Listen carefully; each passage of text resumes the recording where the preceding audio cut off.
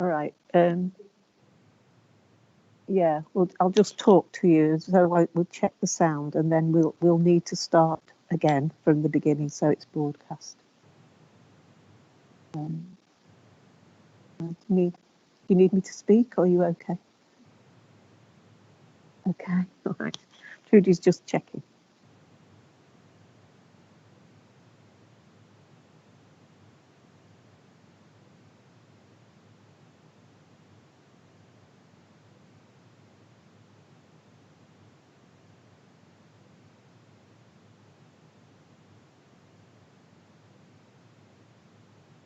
Okay, we're good to go.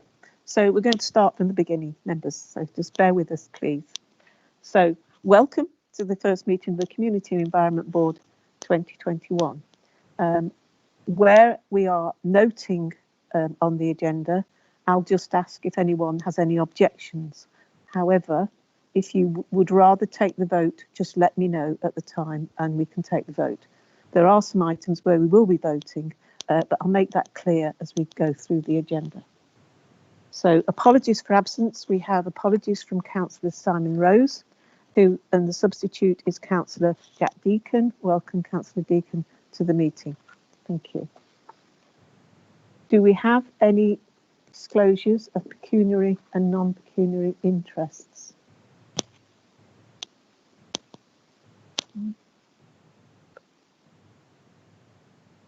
No? Oh, Hayden, sorry. Hayden Phillips. Councillor Phillips. Yeah, thank you, Chair. I'm not quite sure which ones are to be noted, but our group will be abstaining on the budgetary items in case it interferes with any budgetary items we might want to be put forward. Right, thank you. We will be voting on those items actually, Councillor Phillips, but thank you for letting me know. Thank you. Thank you. Thank you. Thank you. Public participation, that's item 3. We haven't got any questions from the public, so we'll move on to the minutes of the meeting of the board held on the 12th of October. And I'm going to, unless there's any comments or questions, I'm going to take those as noted, unless anyone has any objections. Thank you. So we'll move on from there then. Thank you. Those are noted and agreed. Approved, sorry is the word. Item 5, general funds and charges. We will be voting on this one. And that's item 5, excuse me. I'll just find it.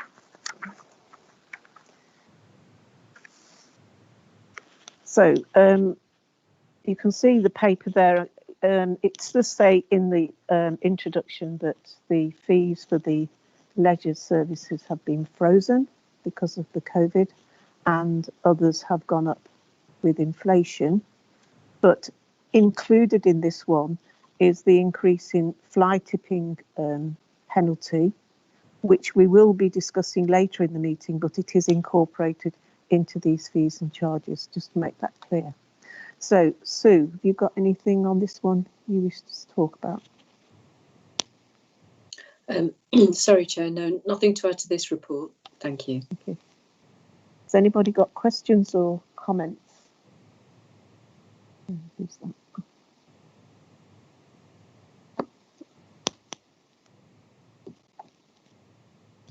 Thank you. Right, so can't see any hands up. So the recommendation is that the schedule of fees and charges for 21-22 be accepted as set out in Appendix A. So moved, Madam Chairman. Councillor Les Smith. I beg your pardon. Oh, sorry. Proposed. Move, Madam Chairman. Thank you. Thank you. Councillor Smith, have I got a seconder? Thank you. Councillor Jens. I'll second.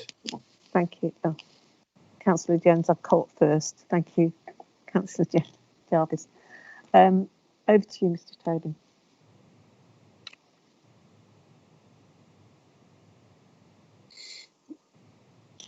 Councillor Chambers.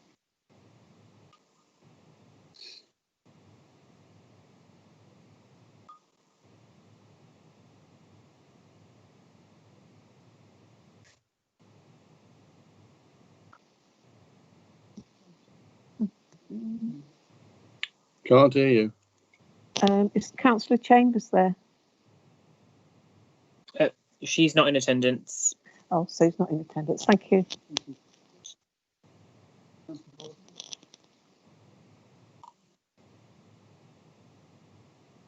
Councillor Gosling? Speak up, Clive. I don't think we can hear you. Yes, I'm here. I don't know whether the rest. I don't know whether everyone else can hear Clive, but I can't. All right. Okay. No, I can't hear anything. No, I can't. Because I assume it would have come straight for me as well. Yeah. Okay. Just changing his headset. It's a good technical day today.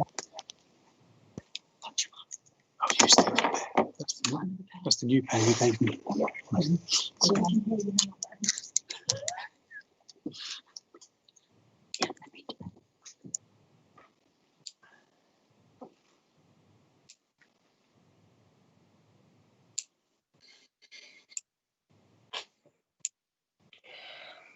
How's that? So just while Mr. Tobin's getting himself sorted out, just to be clear then, we're voting on item 5, which is the general funds fees and charges 21-22 for approval of as they are set out in Appendix A. So, Apologies for that. Okay, Councillor can you hear Mr. Tobin now? It's Betty. Yes. Good. Councillor Gosling.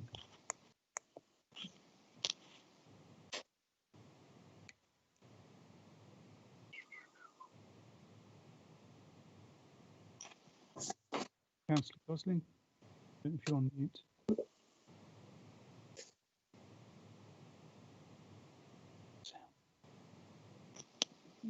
Okay.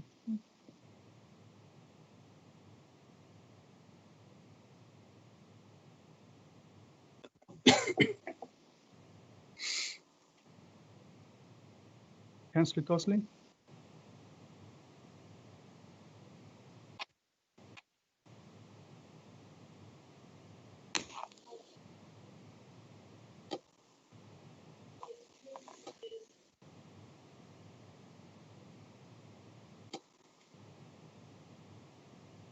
Back to Councillor Gosling. Councillor Humphreys.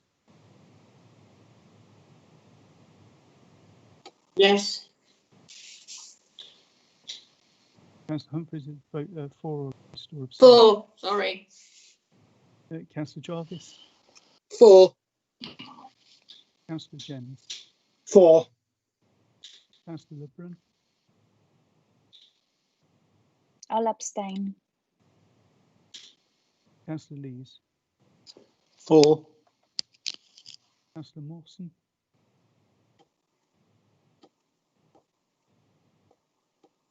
Councillor Mawson. Apparently not present, sure. Councillor Phillips. Abstain. Councillor Smith. 4. Councillor Wright. 4. Councillor Bell. 4. Councillor Deakin.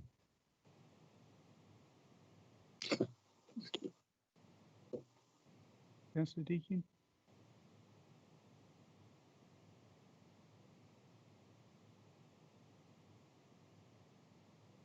Councillor Deakin. Don't know if you're on mute.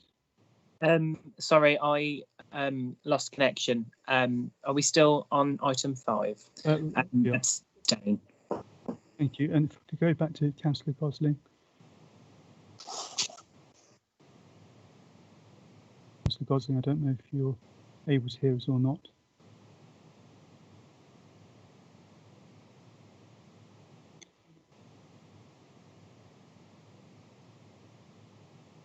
Chair, on the number of votes cast.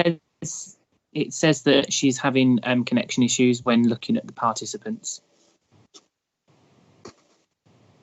Thank you. Thanks for letting us know. So, I want to try one more time, Chair. yes, we'll try Councillor Gosling once more.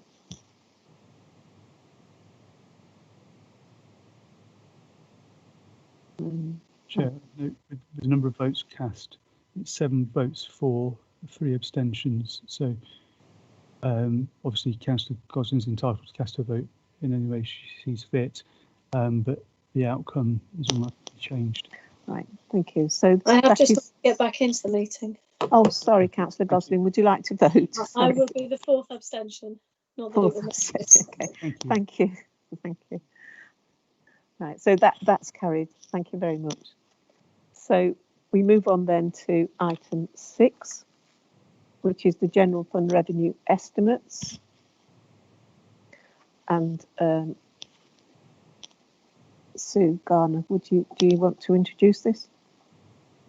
Oh, thank you, Chair. The report sets out quite a bit of detail about the estimates, but just a couple of areas I wanted to just draw to your attention. So you'll see that there's a significant increase in costs in the refuse and recycling service. Partly this is due to the disposal costs which have risen during the year, and part is due to the additional waste that we've been collecting. Whilst the increase in costs has been significant in the current year, we have managed to offset that using grants that we've received during the year. But it is worth noting that those grants won't continue. So certainly the additional refuse disposal costs are expected to continue and have been built in as an item of growth going forward for 21-2 onwards. The other area that you will have noticed particularly relates to leisure income. Clearly that has been significantly impacted on by the lockdowns we've been having, and also by the restricted usage that's been a possible when they've been open. We have received a certain amount of grant to offset those losses again in this current year. We have built in an improvement in income next year in the hope that things start to return to normal. But members should just be aware that we don't believe that the income will come back to the same level as we stopped, if you like, before we went into the close down. But clearly Simon and his team will be working through the year to try and increase usage. Admittedly, it might be slightly gradually at times. So just a couple of areas to be particularly aware of. Thank you. Are there any questions or comments from anyone?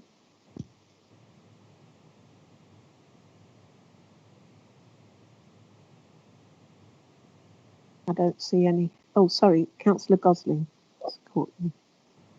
Thank you. I was just inquiring about, particularly about the refuse staff and their level of sickness, really. I know that there was a time that the COVID incident in our refuse collectors was really high. I'm wondering if there's been an improvement in that. And I also note that a lot of the expenditure was involved in cover staff. I'm wondering whether we have any long-term solutions for that, or whether we expect to not be as reliant in the future. Simon, are you able to answer? Chair, I can answer that. I think Richard will take. Oh, Richard, sorry, Richard. Yeah. Apologies for not being there in person, Chair, but yeah, I can at least attempt to answer those. I think Councillor Gosling.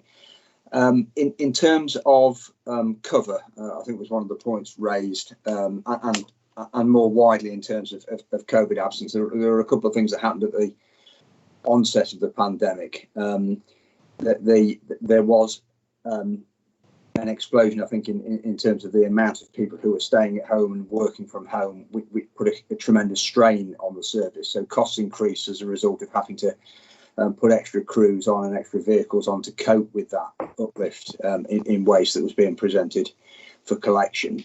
And there were, as Councillor Gosling rightly points out, absences as well, due to a number of factors. We do clearly, as all parts of the workforce, have members of the workforce who are vulnerable or shielding, particularly at the outset. And of course, there were people who had to self-isolate, either because of illness themselves or illness within their family circle or their households. To a certain extent, that situation has stabilised. We still have members of staff off. That has gone up and down as the months have progressed, and has tracked really what the national picture has looked like. And at the moment, we've got about a 10% absence rate in terms of our regular staff who would normally be expected to be in, are either off most of them are self-isolating because of incidents within their families or close contacts rather than being in themselves. I think we've got a couple of instances of staff who've tested positive and are therefore self-isolating. And therefore it's manageable. We have agency cover. We are continuing to work with Simon's Leisure team. They've provided excellent cover in the past and are willing to stand up that cover again. So we are able to cover the gaps through agency and through other casual staff coming in to help cover that. And members will also be aware that from next month for 4 weeks we will no longer be collecting green waste. That will be suspended for 4 weeks, which also gives us a little bit of respite. And in terms of the actual resource needed to carry out the service, it's not as great as it was at the peak of the first lockdown. It's true that we still collect more than we were in a normal year, if I can put it that way. Residual waste collections are up 16%, recycling is up 15%. But we are managing to cope with that without putting too much additional resource in to try and deal with that. But there are pressures on the services, I'm sure members can understand. And that is, at least in part, one of the reasons why costs have increased in that particular area, but our staff are working very hard to try and stabilise those and bring them down where we can. I hope that answers the question, Councillor. Okay. Do you need to come back, Councillor Gosling? No, that's great. Thank you very much. Thank you. Did I see another hand? Oh, Councillor LeBrun. Hello, thank you. Through you, Chair. Obviously, I'd like to note that it has been difficult over the last few months with staff and having to self-isolate. And during the lockdown, it's not been easy at all. But I did just want to highlight, sort of looking through the calendar for the refuge collections. I mean, some of the longest periods that people were having to wait was 28 days for the rural collections. And along the main streets, it was about 22 days. And that was the height of Christmas period when normally people's bins are overflowing anyhow. And I think that has contributed to a lot of the fly tipping. And I've looked across the boundary over at Birmingham Council. And I've got to be honest, they've done pretty well this year. They've been running and they just had the 25th off. They kept going on both the bank holidays on the 28th and on New Year's Day collecting the general waste, but they did have a period where they weren't collecting the recycling. And their tips, they were open and they were having same day appointments for a minimum of 2-hour slots ahead of the visits.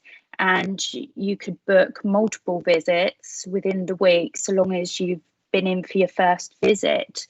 And I've had a lot of constituents sort of contacted me saying, they couldn't book in at the tips, it was a week in advance. So they were a little bit disappointed when they were looking just over the border at the service that they felt was quite good value for money.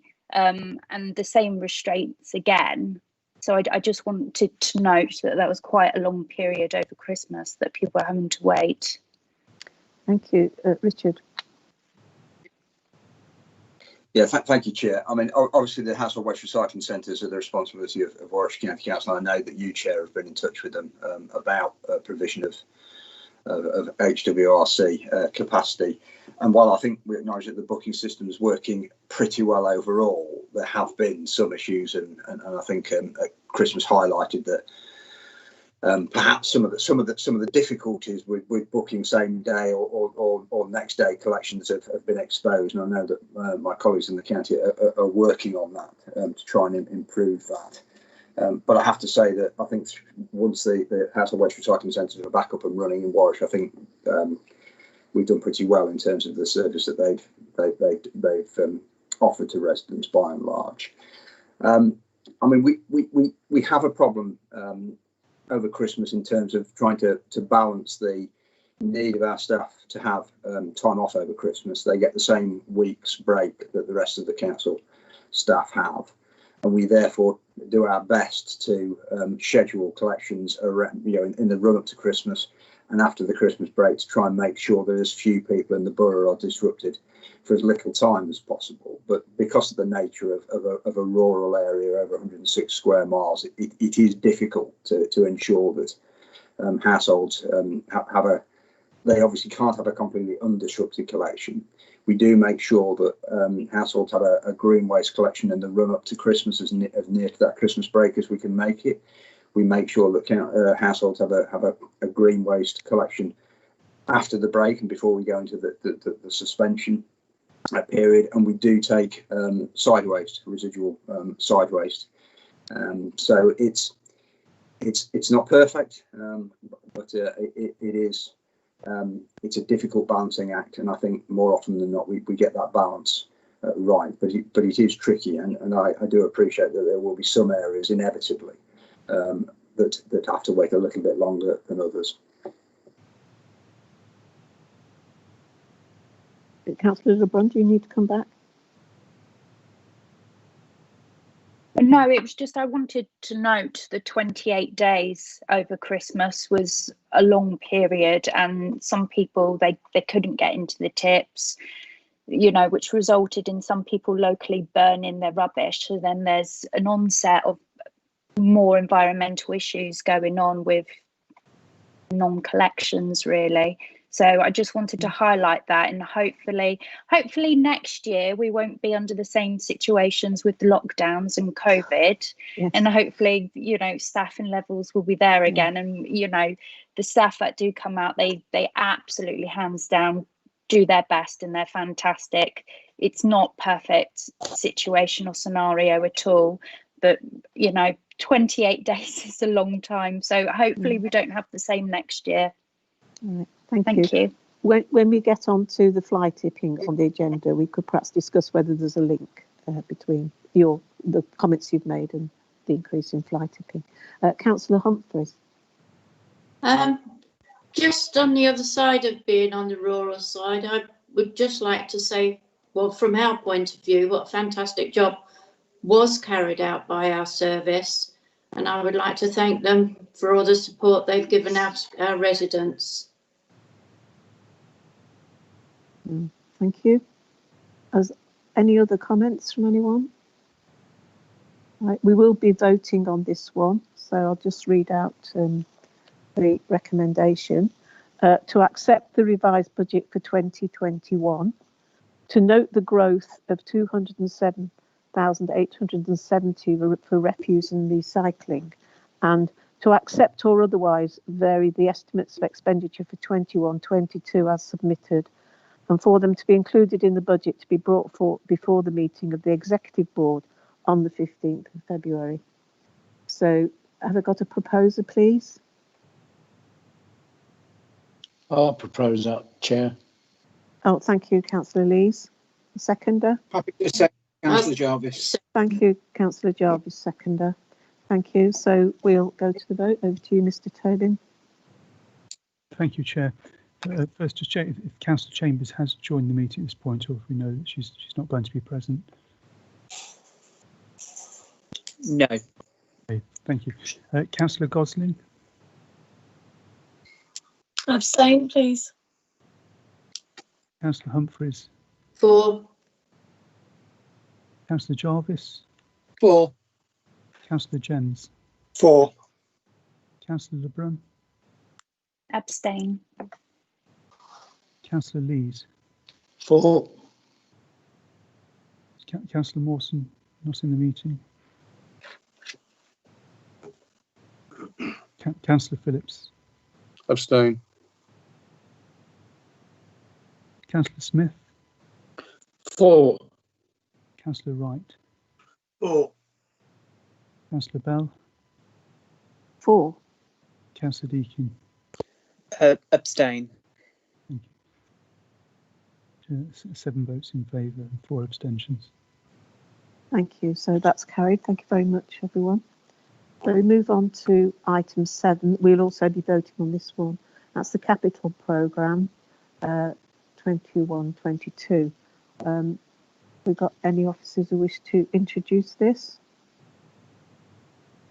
Thank you. Not any questions or comments from members, please?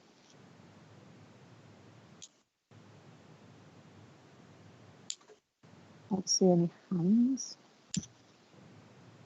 Check. Thank you. In that case, I'll just read out the recommendation that the board supports the schemes previously approved within the council's 3-year capital programme, and B, that the board notes the schemes which will not be included within the capital programme. I've got a proposer, please. Proposed, Madam Chair. Oh, thank you, Councillor Smith, and the seconder. I'll second. Councillor Humphries. Sorry, everyone's speaking at once. Thank you, Councillor Humphries. So we'll go to the vote on that one. Thank you, Mr. Toby. Councillor Gosling, Abstain. Councillor Humphries, 4. Councillor Jarvis, 4. Councillor Jens, 4. Councillor Lebrun, Abstain. Councillor Lees, 4. Councillor Phillips, Abstain. Councillor Smith, 4. Councillor Wright, 4. Councillor Bell, 4. Councillor Deakin. Abstain. Chair, 7 votes in favour and 4 abstentions. Thank you. So that is carried. So thank you. We move on to item 8, which is the Leisure Facilities Service Improvement Plan. I'm not intending that we vote on this one unless anybody asks for the vote, which is fine if you wish to. So do you want to introduce that, Simon? Thank you. Just very briefly, if I may, Chair, the board will obviously recall that it approved a revised service improvement plan at its last meeting held in October, and that revised plan was meant to take account of lockdown 1.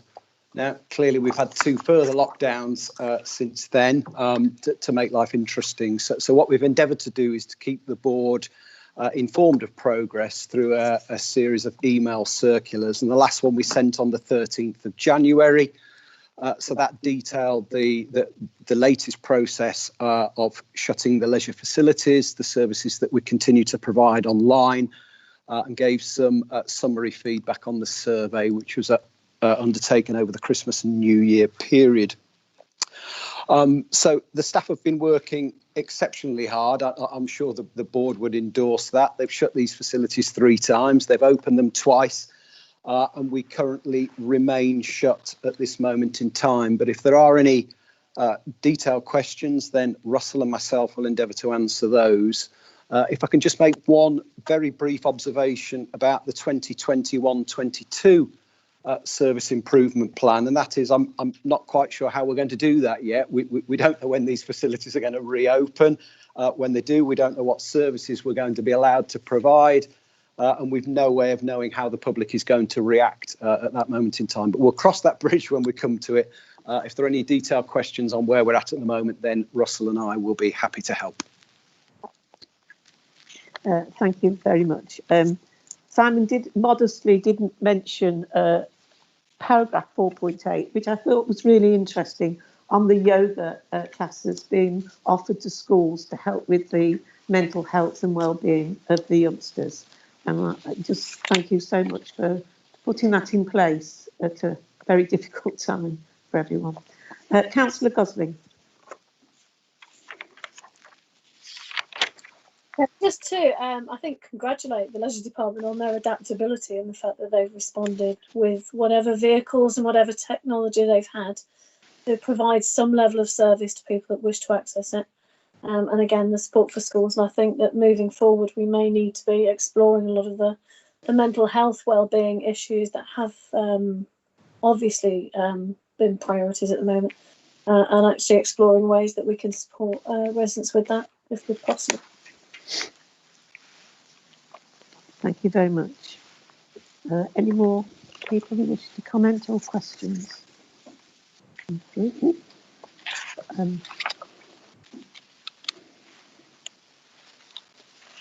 I've just lost my registered participants. It's come up again. That's fine. Thank you. All right, in which case I'll read out the recommendation, and as I say, I'll take it as noted unless anyone wishes us to go to the vote. So the recommendation is that the board notes and comments on the progress made against the requirements identified in the approved 2021 Leisure Facilities Service Improvement Plan. So if we're all content to note that, please let me know if you're not, in which case we'll move on. Thank you. So move on to item 9, which is the Play Area Development Programme. And again, introduction from Sam. Thank you.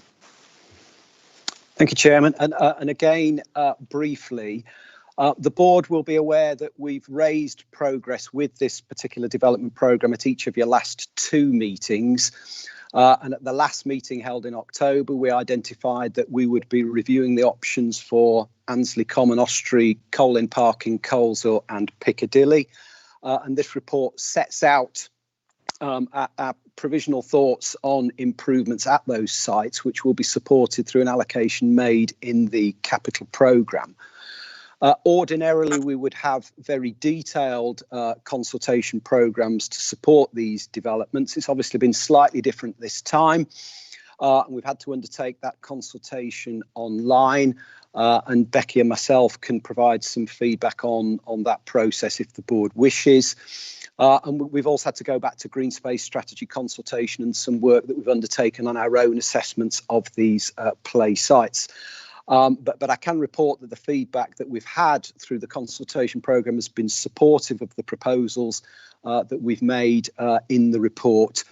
And obviously, if the board is happy with these proposals, we then suggest that we go on to discuss them with ward members prior to having a couple of designs for each site made up by potential contractors for further discussions with the local community.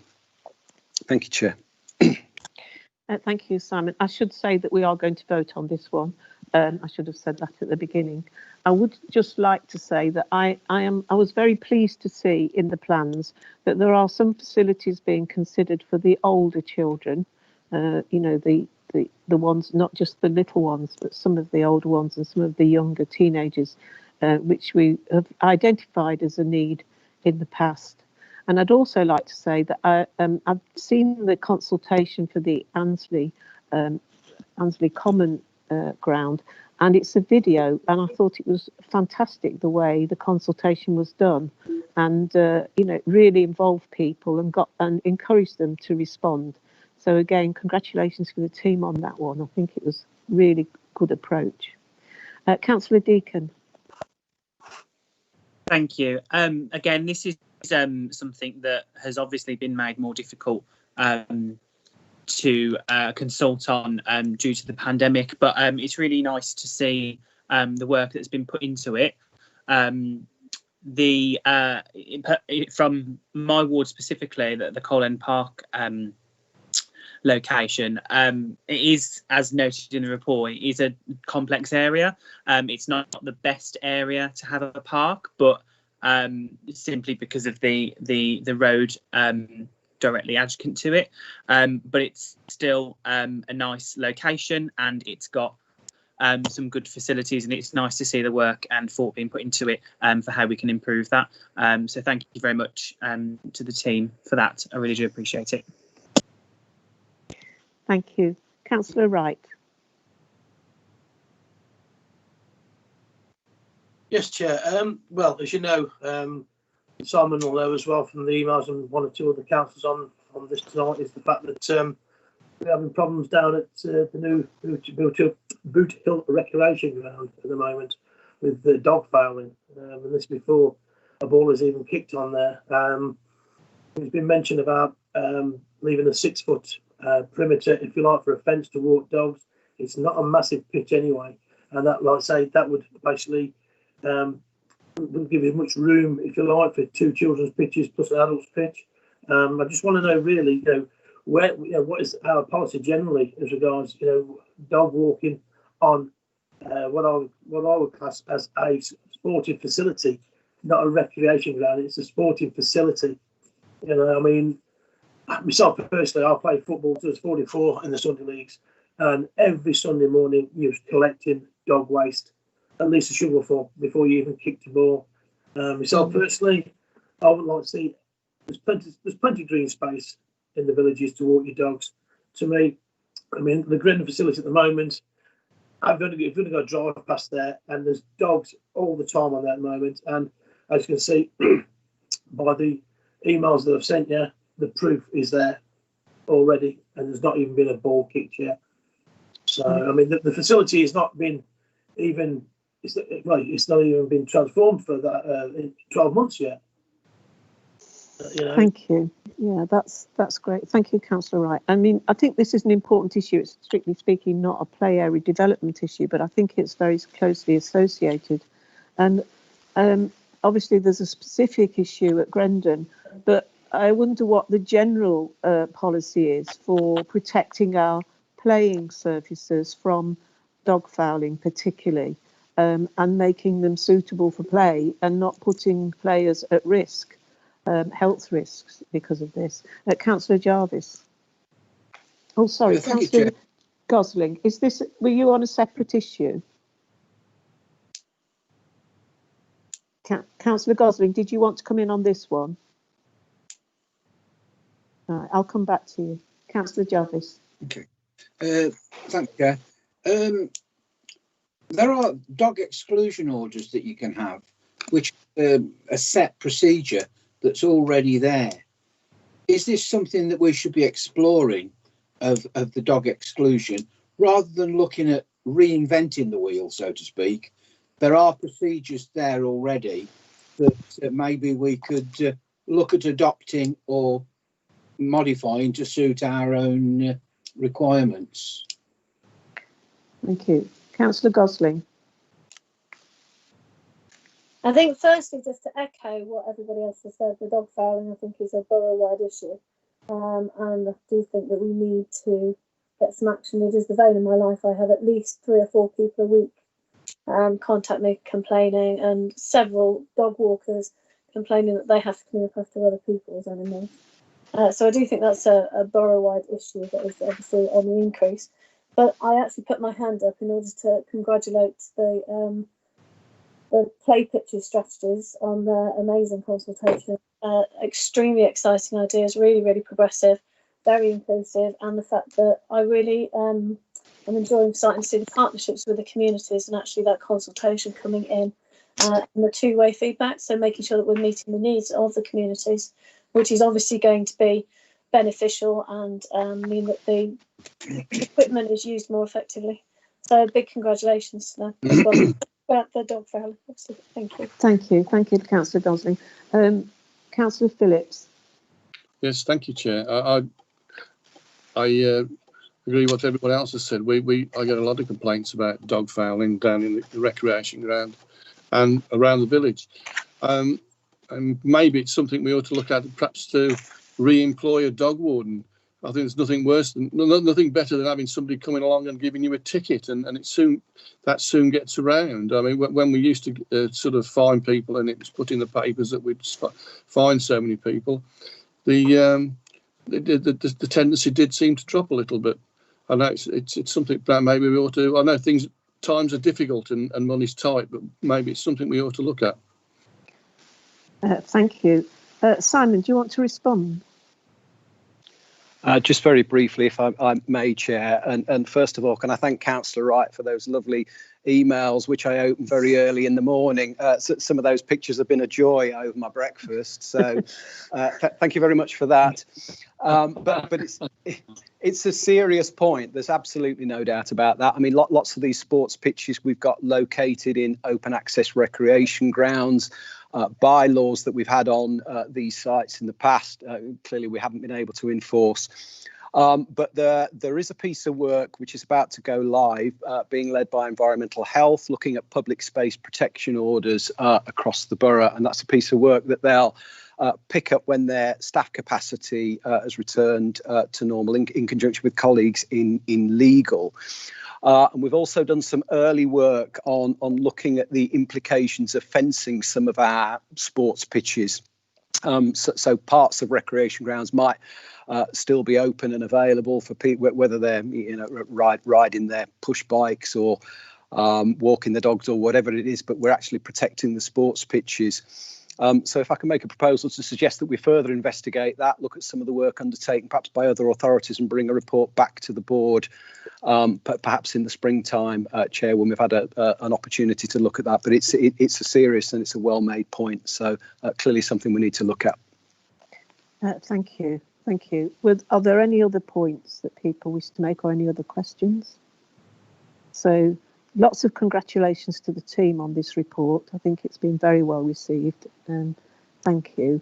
And may I suggest then that we add to the recommendation that a report is brought forward to a future meeting on the protection of our playing surfaces. I'll leave it that broad so that the team can come back and consider all the things that we need to consider. So I'll just read out the recommendation now then, everyone. Oh, sorry, Councillor Gosling. Just a quick aside, could we also include equipment in the protection? Oh, and equipment. And the equipment, because obviously we do get quite a bit of vandalism. We don't want the new equipment to be damaged, so that may be something worth taking forward as well. Okay, paying services and equipment. Thank you. Thank you. So the recommendation then will read that members approve or otherwise comment on the proposed improvements to the 4 play spaces identified within the main body of the report, and that a report comes to a future meeting on the protection of our playing surfaces and equipment. Have I got a proposer, please? I'll propose. Thank you, Councillor Happy to Gosling. second. And Councillor Jarvis second. Thank you. So go to the vote. Mr. Tobin, please. Thank you, Chair. Councillor Gosling. 4. Councillor Humphreys. 4. Councillor Jarvis. 4. Councillor Jens. 4. Councillor Lebrun. 4. Councillor Lees. 4. Councillor Phillips. 4. Councillor Smith. 4. Councillor Wright. 4. Councillor Bell. 4. Councillor Deakin. 4. Thank you, Chair. It's unanimous. It's unanimous and carried. Thank you very much. So we move on to item 10, where we receive the minutes of the meeting of the Health and Wellbeing Working Party. We won't be voting on this unless anybody asks that we should, but I'll go over to Marion, Councillor Humphreys, to introduce it. Thank you.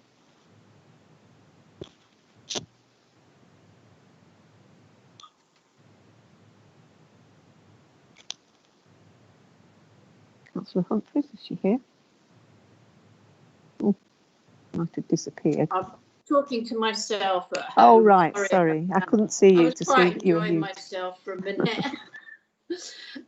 Everybody can see the minutes, so unless anybody's got any burning anxiety for me to read them out, the only thing I'm going to say is we are following up on the air quality in case anybody wants to bring that up. We are always got that on our agenda every time, so we will be following up the air quality. But I'm just going on to the COVID really to say that the LFT, a lot of people are still saying that they don't think this test is satisfactory.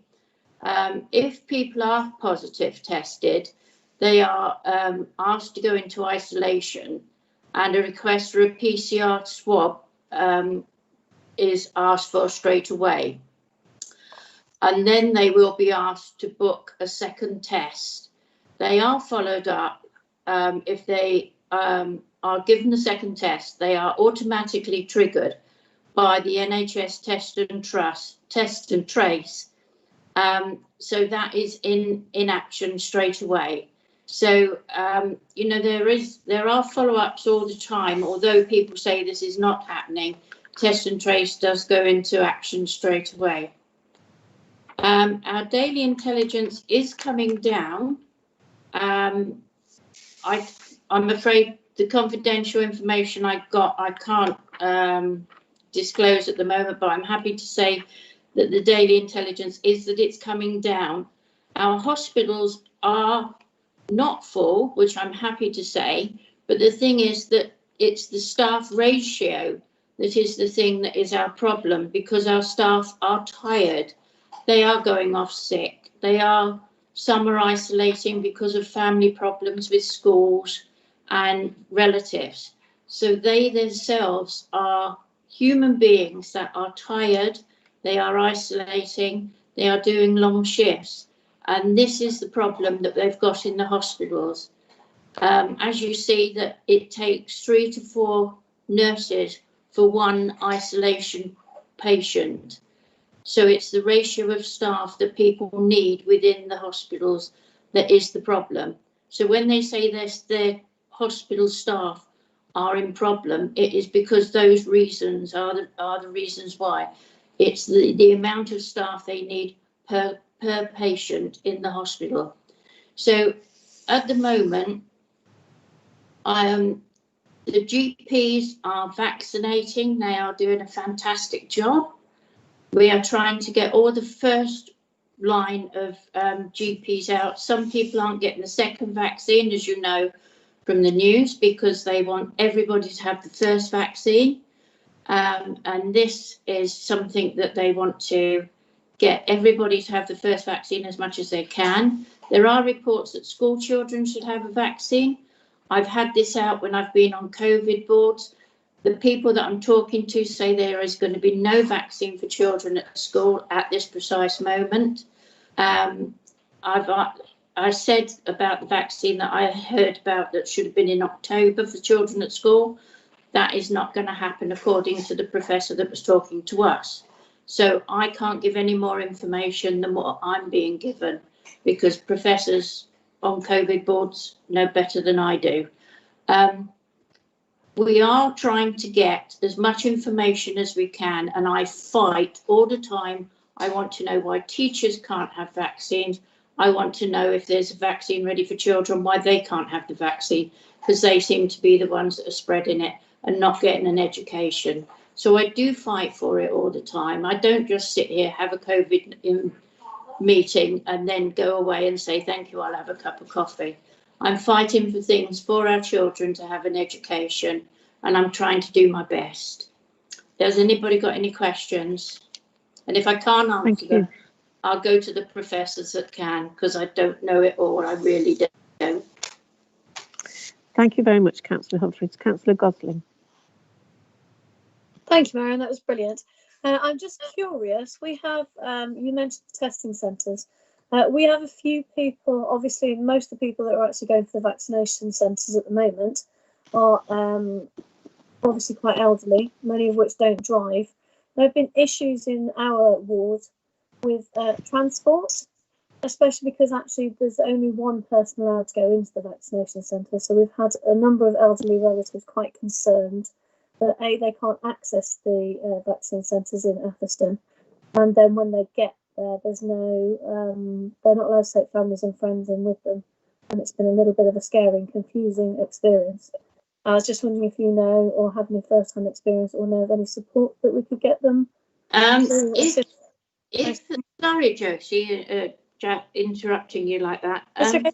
If they have a reason that they need somebody with them, they can take them as a carer. So they can have somebody go with them in a car and take them as carer. Okay. So that is, they can say that for any appointment at all to do with COVID. You just say, I am their carer and I can go with them. So if it's the other sort of, if they've got nobody at all, then I really don't know. I mean, I've had this argument when those staff started first talking about rural areas and how people access, because we were trying to get a mobile to go round, and it just never ever worked, and they said no. That's what, because obviously where we are, it's 2 bus rides with about a 20-minute kind of wait at Nuneaton bus station. surprised to even get to Atherstone. It's about an hour and 25 minutes, I think. So. Yeah, But it's not easy, and it's not really accessible to the age group that we're specifically talking about. No, and it's the same for us at Alvecote or Shushington, all around that area, or even Ostrey. You know, it's very difficult. We can get to Tamworth, but we can't get into Atherstone. So it's I think it's something we definitely need to feed back. I do understand that pharmacies are going to be brought on board, so it might be made a little bit easier. But Yeah. I know Marion will keep an eye on it and feedback what we've said and see if we can get some more accessible centres. Councillor Smith, you wanted to speak, and then Councillor Deakin. Yes, thank you, Madam Chairman. I've actually had for my first vaccination, and I would like to say how well organised it was and how helpful they were.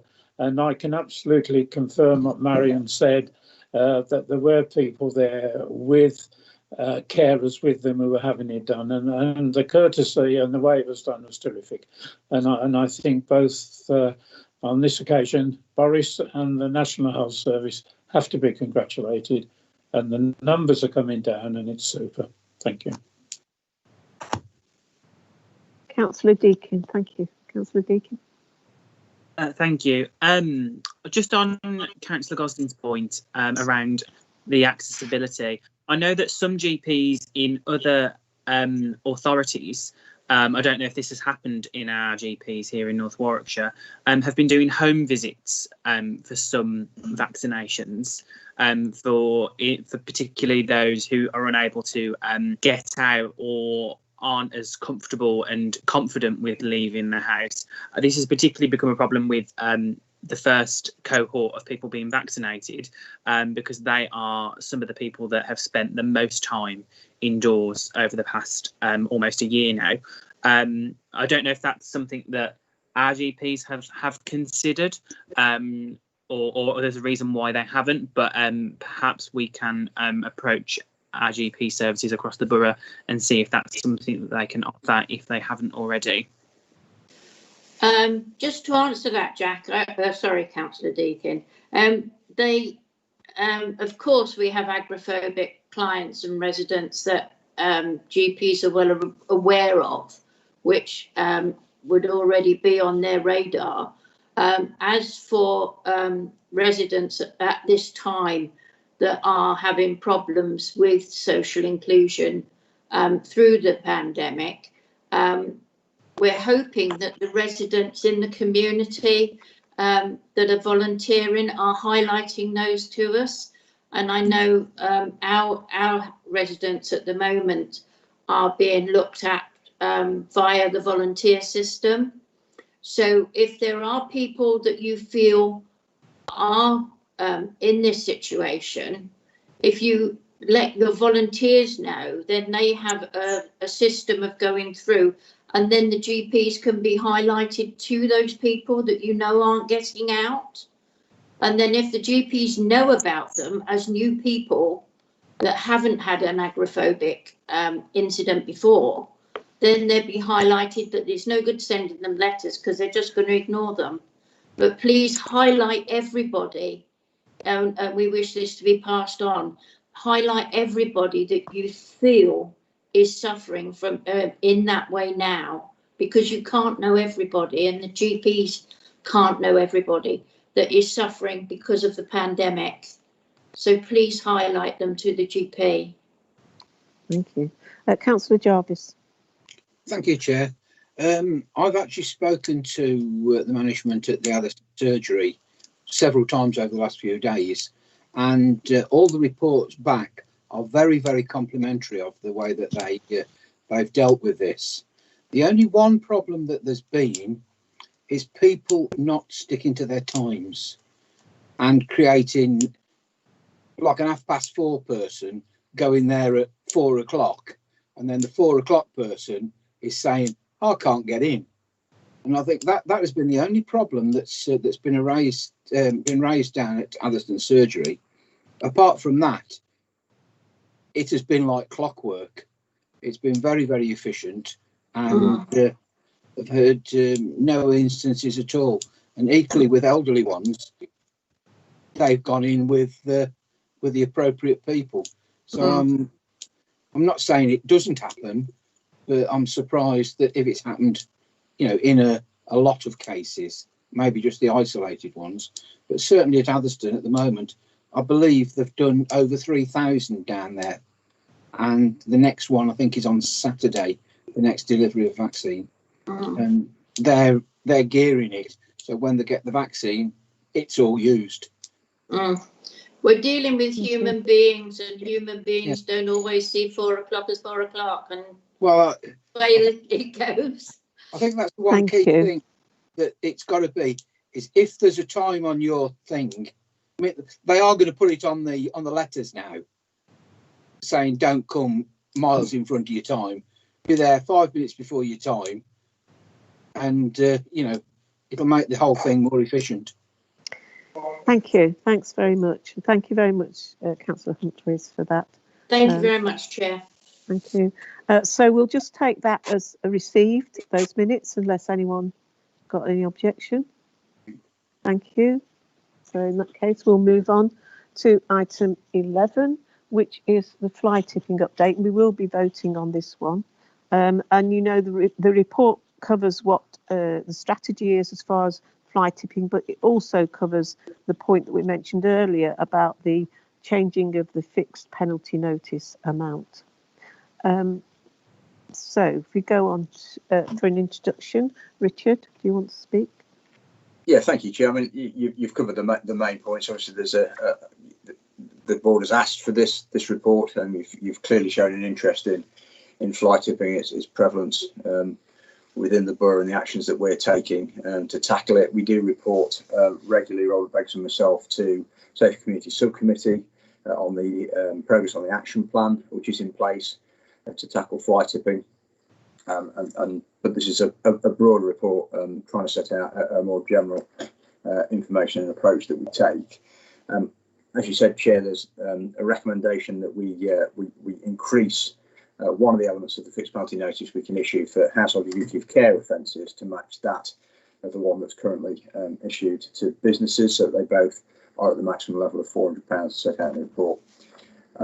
I will just bring to members' attention a piece of good news from our legal team that we've recently had a successful prosecution of a fly tipping offence that took place in Little Brum, Grendon, way back in March 2019, the date of the original offence, which gives members some indication of just exactly how long it can take to bring these things to a successful conclusion. I'm pretty sure that COVID didn't help in terms of getting this in front of the magistrate in a timely manner, but it is a long and can be quite a convoluted process. But it did lead to total fines, investigation charges, legal costs and victim surcharge in excess of £2,500 being levied on the individual who was found guilty or in fact admitted his guilt to those offences. So just to say that we do prosecute when it is the right route to take. But it's interesting to note the actual fine that was levied by the magistrate was only £120. Now, obviously, there's a lot to add on to that, and therefore there's a good reason why sometimes it's better to take these through the courts rather than issuing a fixed penalty notice. But it does show that the time and the amount of fine, that you can understand why there are times when actually doing it through the fixed penalty notice route is preferable to going through the courts. But that's obviously a balanced view that we take in consultation with our colleagues in environmental health and in legal services. Obviously, if members have got any questions, I'll do my best to answer them, Chair. Thank you. Councillor Jarvis. Thank you, Chair. For Mr. Dobbs, one of the things that I think probably needs a little bit of education is to the members of the public. Because if the members of the public don't supply these people with the stuff that ultimately they fly tip, that's, if you look at the chain, if they've got nothing to fly tip, they can't fly tip. And a lot of times it appears that people are paying Joe with a van £5 to tip some rubbish. They take out the, the tuppence halfpenny's worth of steel or whatever, and then fly tip the rest. So is there an education needed to members of the public to only use licensed operative? And the result is you know, the cause and effect, the result is that it costs you more on your council tax. Just go to Councillor Jens and then come back to you, Richard. Thank you. Thank you, Chair. Yeah, just a couple of quick points. One is that there seems to be a lot of dumping of tyres lately across the area. I don't know if that's something new or just temporary, if there's anything known about where that's coming from or why. And secondly, look at on 5.3, the list of hotspots. I noticed that Rush Lane in between Kingsbury and Dosthill has not been included, and that seems to be a perpetual hotspot from my point of view. I don't know whether that's because it's partly shared with Tamworth, and I just wonder, is there anything going on with Tamworth jointly in relation to that area? So that was it. Thank you, Chair. Thanks. We've got two more people, so perhaps we'll take the questions and then come back to you. So Councillor Humphreys and then Councillor Smith. Thank you, Chair. I was just wondering about, I'm talking on behalf of the farmers here that seem to have a lot of stuff dumped on their land. And I know we've spoken in the past about ways that we might be able to help the farmers when there's habitual things that are dumped in the same areas throughout the time, and then they're always the one that have to pay to have it removed. Is there any further discussion that's gone on about the farmers, or has it sort of drawn a blank? Right. Actually, I'll pause there because I've got also Councillor Gosling. I'll come back to Councillor Smith in a minute. Richard, do you want to just answer those first? Thank you, Chair. I wondered to what extent you were going to test either my note-taking skills or my memory, so I'm pleased paused after three. I'll take them in reverse order then. So to answer, or to try and answer Councillor Humphreys' question, I mean, clearly this is a big issue for farmers. I mean, more fly tips actually occur on private land than occur on public land. And therefore, particularly in an area like ours, farmers are going to be the recipients, and landowners are going to be the recipients of a lot of that double thing. One of the things we offer to help, but we can't clear waste, or we certainly can't clear waste without making a charge for doing that. But we do obviously work with landowners to get them in touch with contractors that can help and to make sure that those resources are available to them, and we will clear waste for them. If we can come to an agreement on that. We are very, very keen for all incidents to fly tipping to be reported to us, because our environmental health team will go out and investigate. We will look for evidence, and we will pursue prosecutions. Because fly tipping is an offence on any land where there isn't a permit to dump for that waste to be dumped. So we will investigate, and we will prosecute, and we are increasingly successful in working with our partners in rural crime with the local police. They've doubled their rural crime team in North Warwickshire, and they are keen again to work with landowners to do that, to investigate and to give a help and advice where they can. And just one final point on that, we will look to put up signage, we will look to put up covert surveillance on the entrances and exits from known hotspotting locations, even if they're not on public land. If they are on private land, there are things that we can do to help with that. So we do try and work as much as we can with farmers and landowners, but it is difficult. The reason they choose those areas is because they're often out of sight, they're often away from the public highway. And they know that it will be some time before they're discovered, and therefore they are popular sites. But the police will give advice and help in terms of securing areas. But as you know, working farms need accessible gateways, and it's not always possible to prevent access onto them. It's also probably at that point worth mentioning that we have put to effectively gating orders through public space protection orders for Longley. And so if there's any opportunity to do anything like that might help local landowners as well, by all means put them in touch with us, and we can look to follow that process to help as well. In terms of Councillor Jens, I haven't got any real answers to Councillor Jens' question about why tyres. These things are cyclical. So so that they do come and go. I noticed Simon grinning. That wasn't an attempt to pretend they're bicycle tyres that are being dumped. But this is one of these things that we are seeing a lot of. They tend to be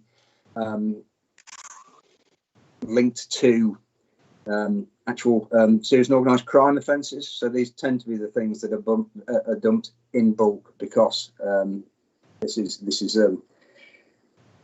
active criminal activity where they are either operating tyre collection or going to those that do and offering to dispose of waste at prices that seem unbelievable. That's because they are, that they're going out and they're doing these things illegally. Again, it's another area where nationally serious and organised crime activity is being looked at more closely, particularly environmental crime. So we do work closely with the Environment Agency. We've had a couple of instances, Middleton seems to have been particularly hard hit recently for offences of that nature, and we are working closely with the police and with the Environment Agency to try and get to the bottom of some of those things, and we do share information on that. And in terms of the Kingsbury Dosthill thing, probably the reason it hasn't hit the hospitals is because a lot of the time we've pushed that waste over to Tamworth. I mean, that waste has appeared on the Tamworth side of the boundary, but we do work closely with Tamworth, and we've had very successful prosecution working jointly with Tamworth in the past, and we will continue to do that. And obviously, if it's on the border, then it's in our interests on both sides of that border boundary to work together, and we do work with our colleagues in Tamworth on that. And finally, to Councillor Jarvis, the actual legislation around duty of care for householders and the fixed penalty notice that we apply under that legislation comes with it a requirement of councils to advertise and promote both the fact that you can be fined for this and what the alternatives are. So there's actual onus on us in law to actively let householders know, A, that this is an offence, B, that what they can do to protect themselves. And there's information on our website, there's information on the Environment Agency's website about what registered waste carriers and how easy it is to check whether the person coming to your door and saying, I'll take that away for you for 20 quid is a registered waste carrier or not. And that's true of whether somebody comes up and offers to take waste away from you or whether they're carrying out work for you and part of that work will require them to take waste. So if you're having your driveway relayed or you're having your conifers cut down, it's perfectly legitimate of you to ask where that waste is going to end up, to ask to see that waste carrier's licence, because they should have one, they must carry one by law, and they must have it available to show to you. And it is an offence if without checking that person takes that waste away and dumps it illegally. You have a responsibility under those duty of care legislation to have taken reasonable steps to make sure that the person is disposing of it. So it is promoted on our website. One of the things we will do, if you agree to the increase in the fine level, is accompanying that will be a revisiting of all that information we've sent out in the past to people about how they can check for trusted traders, how they can check waste carriers licence, what they need to do to protect themselves from not getting these £400 fines in the future. So absolutely, Councillor, we will be doing plenty of that on the back of hopefully an agreement to the recommendation to put a fine. Thank you. Councillor Smith. Thank you, Madam Chairman. It's regarding to the people, it involves what Councillor Jarvis said. They'll stick a washing machine at the end of the drive or a stove or a fridge, and residents could be a bit reluctant to pay £25. I know it'll take 5 units of water. I'm just wondering if an exercise could be done, if it would be cost effective if we just said basically we'll move your washing machine for you for £5, and people may just take that up and just not leave it at the bottom of the drive for these people who pick it up, as Ray suggested, but they're reluctant to pay 25 quid for one item where they haven't got the other 4 that would need to go with it. And I just wondered if it in the long run, because it costs us a lot more to remove big deposits of stuff that these people leave, if it may even be cost effective for us to try to do that way. Thank you. We'll come back in a minute, Richard. Thank you. So, Councillor Gosling. Hi, thank you. I'd certainly appreciate the regular reminders that we can share through social media and things like that. It's something that we've in Arley Whittaker have definitely been trying to inform people of, and I think the message is getting through, but obviously all reminders will be really helpful. I think possibly a fortnightly reminder might be something worth doing as a scheduled post or something. I've got a couple of questions around the correlation between fly tipping and the tip closures or the decreased capacity at the tips, and whether we are actually seeing that correlation, and if so, has it been fed back to Warwickshire? And also with the lockdowns, I've noticed certainly in Arley there's a substantial increase in litter, especially on the public footpaths. Obviously there's a lot more people out walking now that they're not working, and just wondering if we have a responsibility to look at those footpaths, or whether there is anything we can do, and whether there has been now there aren't community litter picks, and because they're obviously social gatherings, whether that's having an impact on litter across the borough, or whether that's been noted. And finally, just quite pleased to see that we're working cross-agency with the police and the Rural Crime Network to actually address some of these issues. So that's a really positive move forwards. Thank you, Richard. Yes, that through you, Chair. Again, in reverse order. Certainly in terms of litter on footpaths in Arley, that's something our crews will go out and we'll take a look at that. You're right. Obviously, community litter picks, there'll be no Tidy Britain Group Spring Clean this year for exactly those reasons. We've had an awful lot of success over the years with getting our communities and community groups up and down the borough to go out, and not just at spring clean time, but throughout the year, to go out and take an interest in litter picking their local areas. And obviously, if we've got hotspot areas, then I'll make sure our crews go out there and just keep an eye on those. And if we need to try and get out there more frequently, then we will do our best to do that. In terms of correlation between fly tipping and tip closures, I always give the same answer to this, although I might tweak it slightly this time round. But the first answer I always give is we mustn't forget that fly tipping is criminal activity. It is against the law, and therefore people who go out and fly tip are making an active choice to go and break the law. And I, for one, don't accept that if you turn up at the tip and the tip is closed, or you can't get a slot immediately to go to the household waste recycling centre to drop something off, or it's going to be a week before your black bin's emptied, that the natural response for anybody who's a right-minded and right-thinking citizen is to drive down the road and throw those bags of waste into a lay-by. I struggle to see the correlation between accessibility of the household waste recycling centre within the next 24 hours and going and tipping. And fly tipping waste, and an awful lot of the stuff we see that's fly tipped is clearly large scale, and it's come from a commercial operator, it's come from some form of a person who has actively gone out looking to fly tip waste that's a result of their house clearance or work that they've done. Having said that, we have seen an enormous spike in fly tipping, not just in this borough, but up and down the country over the last 2 or 3 weeks during the Christmas period. And so we are talking to our colleagues at the county about whether there is any correlation between accessibility of the household waste recycling centres and that increase in fly tipping. And it is something we will continue to work on. It can't solely be down to that. As I said, you've got to be in that mindset of thinking that it's acceptable to go out and fly tip waste, because you can't immediately find a legitimate route to dispose of it. But clearly, the easier we can make it for people to do the right thing with their waste, the better it is all round. So that is something we will continue to talk to colleagues at Warwickshire County Council about. And I think we've spoken previously about maybe the need to move to refine their booking system, to maybe give the ability to book, but also slots where people can turn up.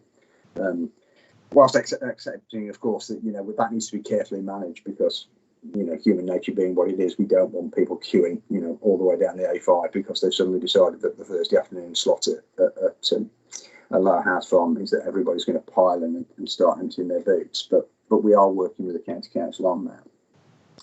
And I suppose that speaks to a little bit to the final point raised by Councillor Smith around, whether subsidising bulky waste collections can have any impact. I have to say, Councillor, at the moment, bulky waste collections are already subsidised. Yes, it's £25 for up to 5 items, but that is less than we pay the contractor for dealing with that waste. And I suspect that unless you make it a free service, any amount of cost is likely to lead to either doing the right thing or doing the wrong thing. And obviously, where you have people, where you have the scrap metal collectors, some of that works quite successfully. People put their rubbish out at the bottom, they drive their old fridge, their washing machine, or whatever, in the expectation that it will be taken away. So I think it's something we need to have a look at. It's something we need to see what other authorities do, but certainly locally to us, we charge around about the same as all the other Warwickshire authorities for our bulky waste collections.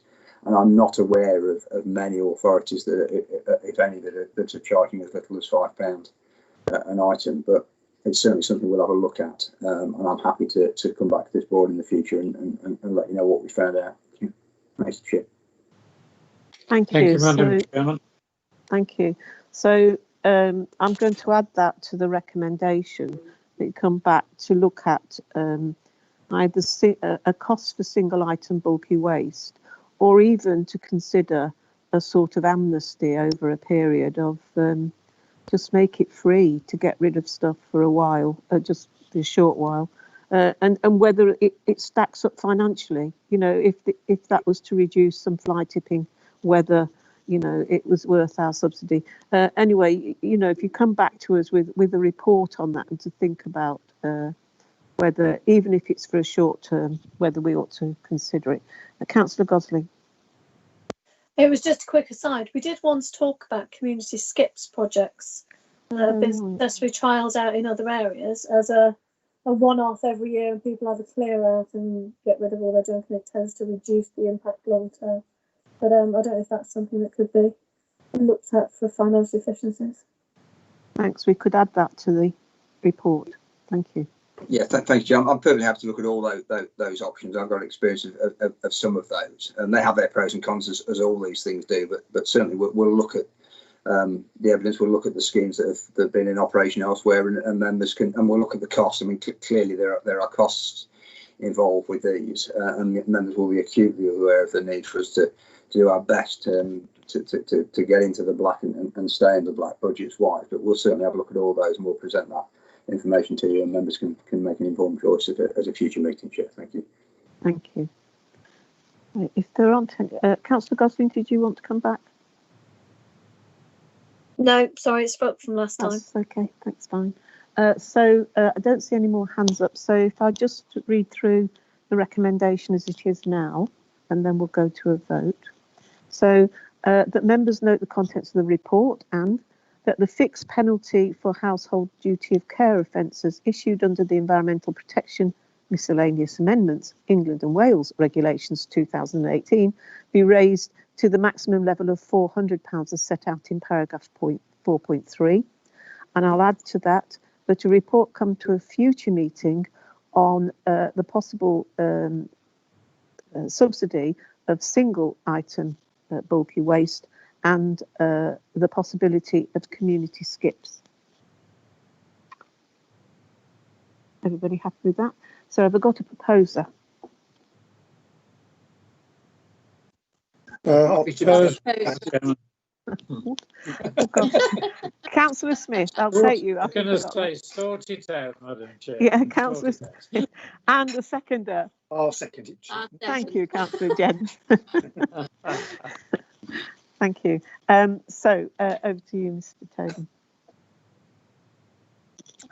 Councillor Gosling.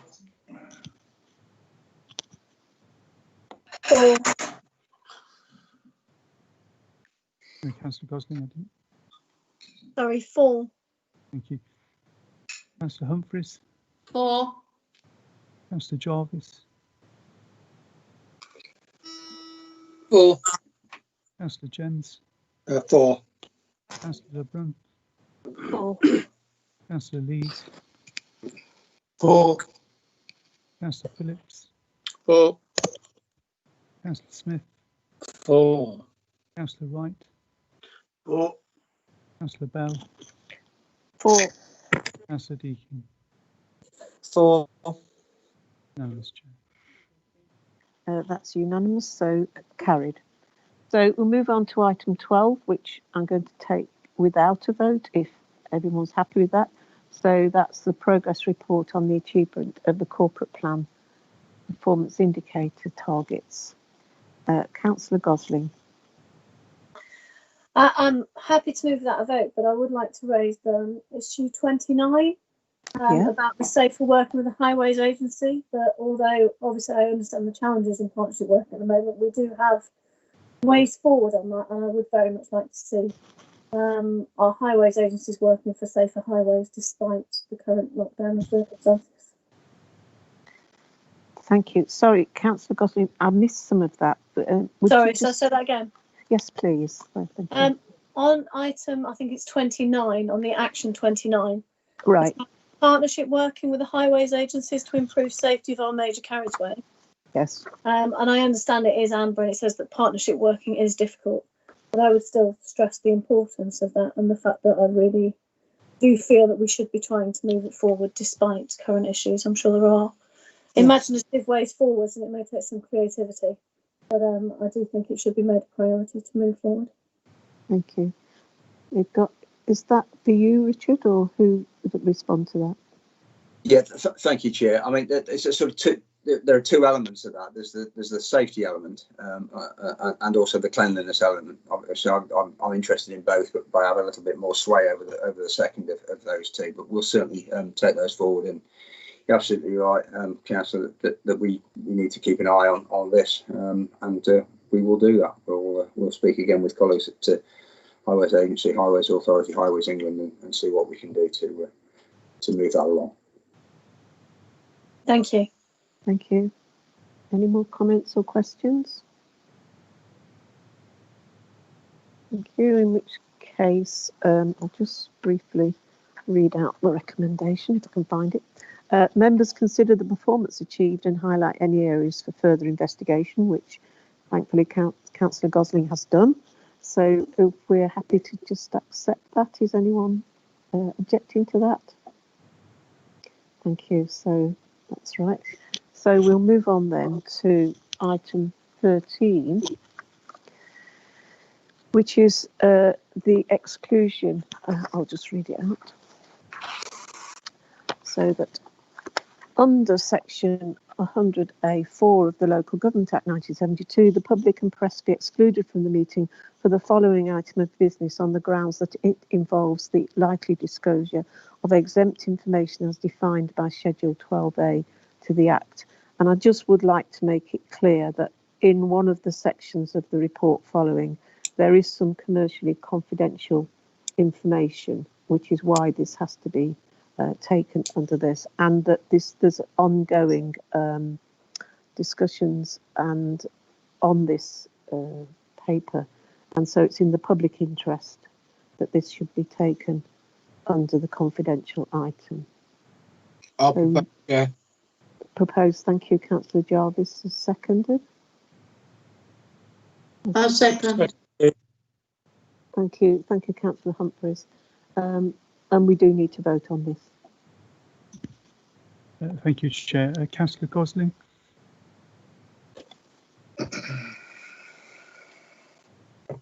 For. Thank you. Councillor Sorry, Humphreys. For. Councillor Jarvis. For. Councillor Jens. For. Councillor Lebrun. For. Councillor Lees. For. Councillor Phillips. For. Councillor Smith. For. Councillor Wright. For. Councillor Bell. For. Councillor Deakin. For. Unanimous, Chair. That's unanimous and carried. So I'll ask that we turn off